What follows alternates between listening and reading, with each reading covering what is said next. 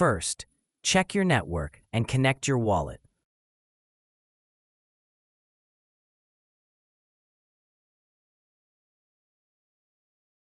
Select your asset and go to Borrow. Enter your desired amount. Please note, before you borrow, you must supply and add collateral. If you have not done this yet, please refer to the supply tutorial.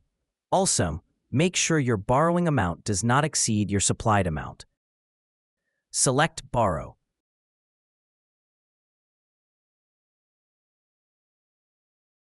Sign and confirm the transaction.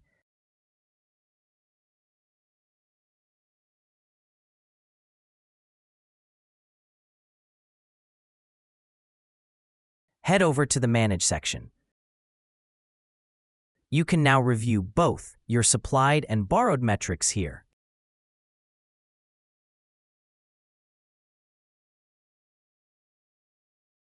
And that's all done.